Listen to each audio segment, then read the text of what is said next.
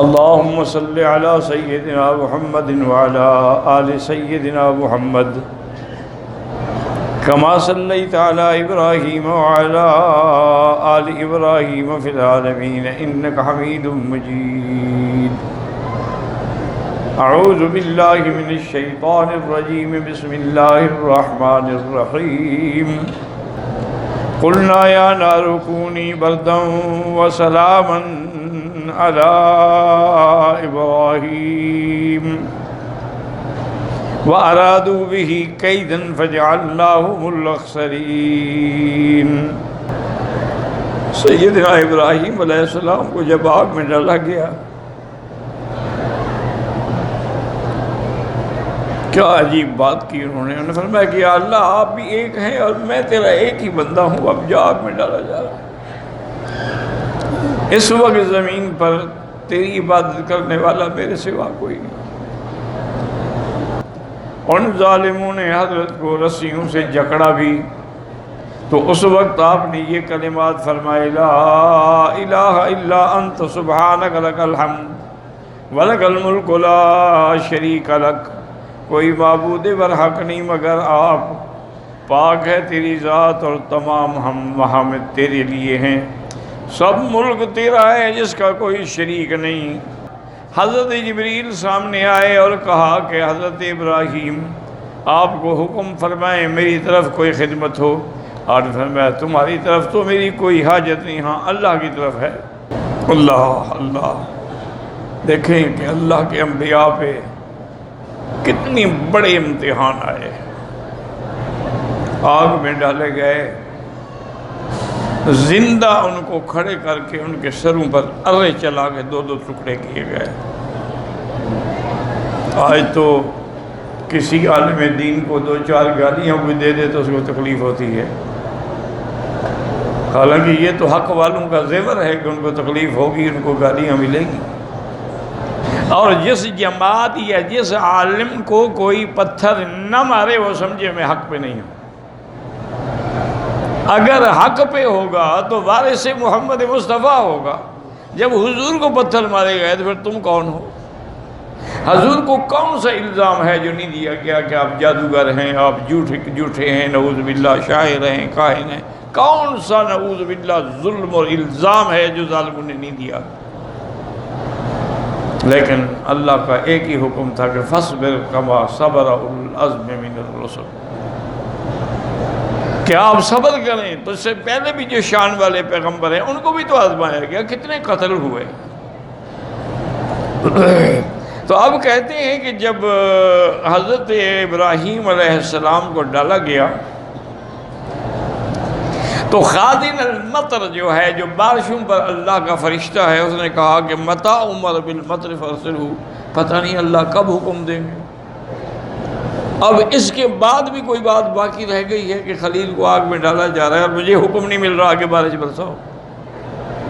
مجھے حکم ملے تو میں بارشوں کو چھوڑوں، لیکن اللہ کا حکم جو ہے وہ تو بارش سے بھی زیادہ تیز ہے نا. قال اللہ تعالی یا نار کونی بردا وسلاما علی ابراہیم، کہ آپ اللہ نے حکم دیا آگ کو کہ تم ٹھنڈی ہو جاؤ. ایک روایت میں یہ ہے کہ سب آگ تھی جو بجھ گئی، لیکن حقیقت یہ ہے کہ وہ صرف ابراہیم علیہ السلام پہ بجھی ہے، ساری دنیا کی آگ نہیں بجھائے گی، جو اللہ نے حکم ہی نہیں دیا ساری دنیا کی آگ کو. اللہ نے حکم دیا ہے فقط علی ابراہیم. اور ابراہیم علیہ السلام کو جب آگ میں ڈالا گیا تو اس آگ نے جو آپ کی وہ جس میں انہوں نے ان کو نعوذ باللہ جکڑا تھا، باندھا تھا، وہ رسیاں جل گئیں، لیکن ابراہیم علیہ السلام کو کوئی تکلیف نہیں ہوئی. قلنا یا نار کونی بردا وسلاما علی ابراہیم قال لا تضربہ. وقال ابن عباس وابو العالیۃ لولا ان اللہ عز وجل قال سلاما لأذى ابراہیم بردہا. اگر اللہ اتنی فرماتے کہ ٹھنڈی ہو جائے تو پھر حضرت ابراہیم کو ٹھنڈی تکلیف ہوتی، سردی کی تکلیف ہوتی. فرمایا نہیں، بردن و سلامن، ٹھنڈی بھی ہو جا اور معتدل بھی ہو جا. اسی لیے بعض علماء نے جو اعمال قرآنی کے ماہر ہیں انہوں نے یہ لکھا ہے کہ جس آدمی کو شدید بخار ہو نا اور بخار نہ اترتا ہو تو یہی آیت پڑھ کے اس پر دم کریں اور پانی پہ دم کر کے اس کو پلائیں تو اس کا بخار کی جو آگ ہے وہ بھی بجھ جائے، کیونکہ اس آیت مبارکہ کے اندر یہ اللہ کی ایک شان ہے اور حکمت ہے۔ انہوں نے ایک بہت بڑا ایک دیوار دے کے ایک جگہ بنائی تھی جس میں وہ آگ جلائی گئی، ہر طرف آگ ہی آگ تھی اور بے انتہا اس میں لکڑی انہوں نے ڈالی، لیکن اللہ کی شان ہے کہ حضرت ابراہیم علیہ السلام کو اس آگ نے کوئی نقصان نہیں پہنچایا۔ ایک روایت میں یہ بھی آتا ہے کہ حضرت جبریل بھی آگ میں آپ کے ساتھ آئے تو آپ کی پیشانی پہ صرف گرمی سے پسینہ آ رہا تھا، صرف وہ بھی حضرت جبریل علیہ السلام نے پوچھا ہے، لیکن اس کے علاوہ ان کو کوئی تکلیف نہیں ہوئی ہے۔ بعض کہتے ہیں کہ نہیں، وہ جو اللہ نے بادلوں پہ فرشتہ رکھا ہے وہ ساتھ تھا۔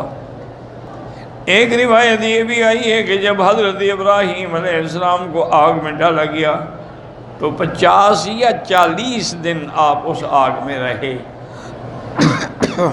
اور آپ یہ فرماتے تھے کہ جو سب سے میری زندگی کے لذیذ دن ہیں نا وہ یہی تھے جب میں آگ میں تھا، اور میں یہ چاہتا تھا کہ ہمیشہ ہی اسی طرح کی زندگی رہے۔ اب یہ روایات میں یہ بھی آتا ہے کہ اس دن یہ وزق جو ہے یہ پھونکے مار مار کے اس آگ کو بڑھانا چاہتی تھی، حالانکہ آگ نے اس سے کیا بڑھنا ہے، تو اس لیے حکم ہے کہ اس کو مارنا جو ہے ثواب ہے۔ لیکن ایک بات یاد رکھیں کہ یہ ساری روایات اصل میں اسرائیلی روایات ہیں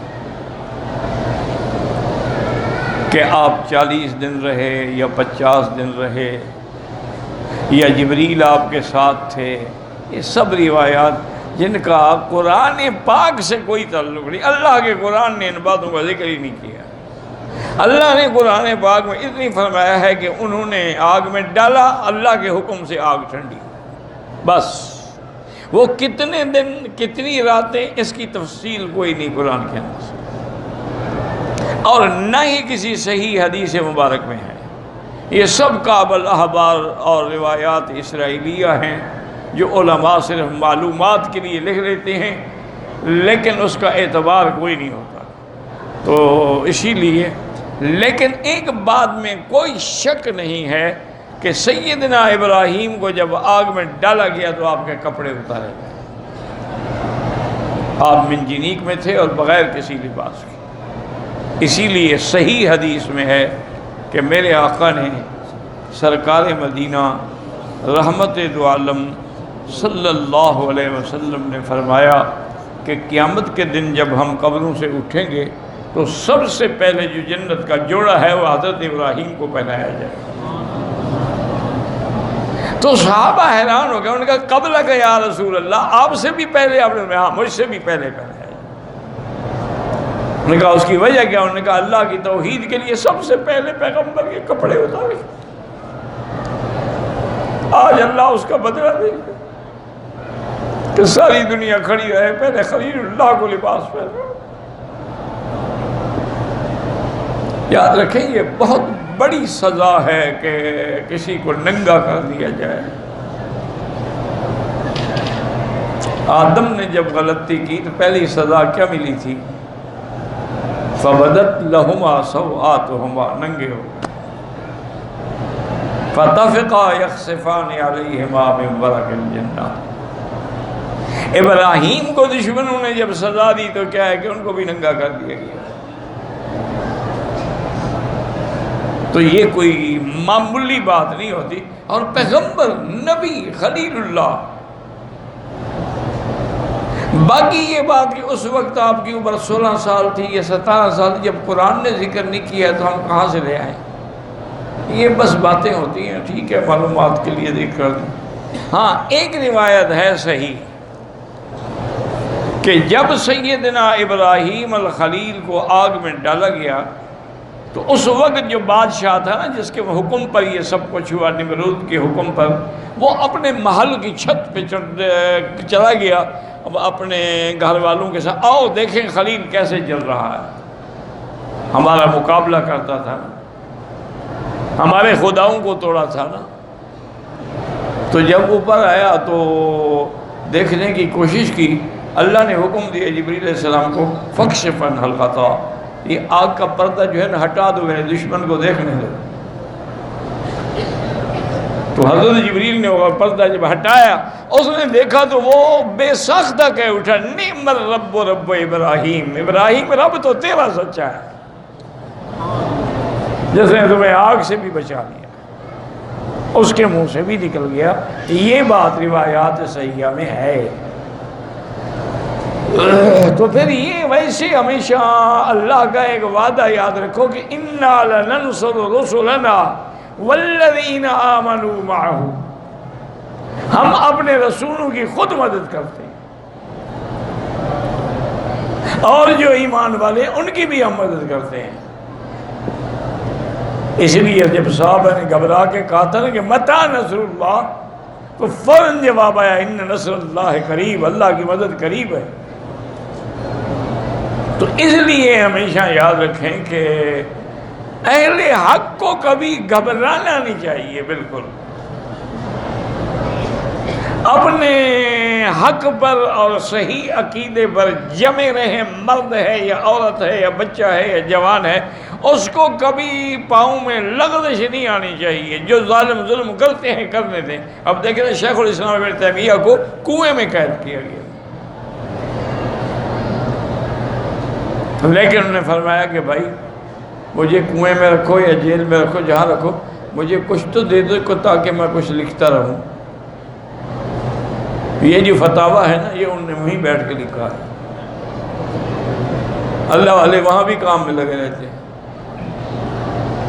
وہاں بھی وہ گھبراتے نہیں ہیں۔ جو اللہ کی طرف سے امتحان ہے، امتحان ٹھیک۔ یوسف علیہ السلام کتنا عرصہ جیل میں رہے، وَلَبِثَ فِي السِّجْنِ بِضْعَ سِنِينَ، یہ امتحان آتے ہیں۔ اچھا یہ جو ہے نا، ایک تو ہے نا وزق کہتے ہیں، یہ جس کو چمچیٹی آپ کی چمگاڈر کے جو رات کو نکلتی ہے، دن کو اس روشنی میں نہیں دیکھ سکتی، یہ پھونکے مار رہی تھی۔ باقی جتنے جانور ہیں نا وہ سب بجھانے کی کوشش کر رہے تھے، اللہ کی شان سے جتنا ان کے بس میں تھا کہ اللہ کے نبی کی مدد کریں۔ بی بی فرماتی ہے کہ میں یہ واقعہ ابن مغیرہ کی یعنی باندھی تھی کہ بی بی عائشہ کے گھر میں گئی تو انہیں نیزہ رکھا ہوا تھا گھر میں، تو میں حیران ہو گئی کہ بی بی عائشہ نیزے کو کیا کرتی ہوں گی گھر میں رکھ کر۔ انہوں نے کہا میں نے اسی لیے رکھا ہوا کہ جہاں مجھے وزغہ نظر آتی ہے میں نیزے سے پھر اس کو مارتی ہوں۔ ان ابراہیم فَإِنَّهُ كَانَ يَنْفُخُ عَلَىٰ إِبْرَاهِيمَ، یہ پھونکے مار کے آگ کچھ اور بڑھا رہی تھی، تمہاری پھونکوں سے بڑھ جائے گی آگ۔ بس دشمن سے جتنا ہو سکتا ہے وہ تو کرتا ہے نا۔ فَأَمَرَ رَسُولُ اللَّهِ صَلَّى اللَّهُ عَلَيْهِ وسلم بِقَتْلِهِ وَقَالُوا أَرَادُوا بِهِ كَيْدًا فَجَعَلْنَاهُمُ الْأَخْسَرِينَ، ان دشمنوں نے مکر کیا، چالیں چلیں ابراہیم کے خلاف، لیکن ہم نے ان کو ذلیل کر دیا، مغلوب کر دیا۔ ایک روایت یہ بھی ہے کہ جب ابراہیم علیہ السلام کو آگ میں ڈالا گیا تو ان کا بادشاہ جو تھا وہ آیا دیکھنے کے لیے، وہاں سے ایک چنگاری نکلی نا، اس کے پاؤں کے انگوٹھے پہ آئی، سب کو جلا کے رکھ دیا، وہ خود جل گیا، جلانے والے کو اللہ نے جلا دیا۔ واللہ اعلم، یہ کسی صحیح حدیث میں نہیں ہے، واللہ اعلم۔